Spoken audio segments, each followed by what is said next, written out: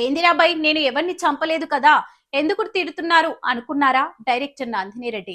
ఏందిరాబాయ్ నేను ఎవరిని చంపలేదు కదా ఎందుకు తిడుతున్నారు అనుకున్న డైరెక్టర్ నందిని రెడ్డి. మా ఇంట బంగారం సినిమాతో బ్లాక్ బస్టర్ హిట్ కొట్టారు డైరెక్టర్ బివి నందిని రెడ్డి. సమంత ప్రధాన పాత్రలో తెరకెక్కిన ఫ్యామిలీ క్రైమ్ కామెడీ ఇటీవల ప్రేక్షకుల ముందుకు వచ్చింది.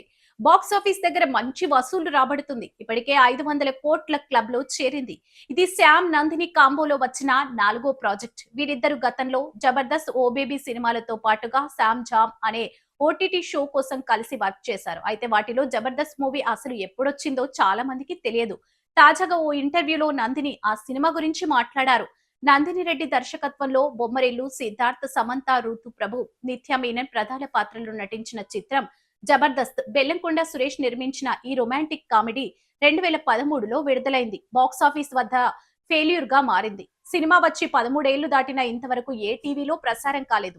ఓటీటీలో కూడా అందుబాటులో లేదు. దీనికి కారణం సినిమాపై లీగల్ ఇష్యూ ఉండటమే. 2010లో వచ్చిన బ్యాండ్ బాజా భారత్ అనే హిందీ సినిమా కథ కాపీ కొట్టి జబర్దస్త్ మూవీ తీశారని అప్పట్లో ఆరోపణలు వచ్చాయి. అప్పటికే నాని హీరోగా ఆహా కళ్యాణం పేరుతో చిత్రాన్ని తెలుగులో రీమేక్ చేస్తున్న యష్ రాజ్ ఫిలిమ్స్ జబర్దస్త్ తమ సినిమాకి అధికారిక రీమేక్ అని పేర్కొంటూ కోర్టులో కేసు వేశారు.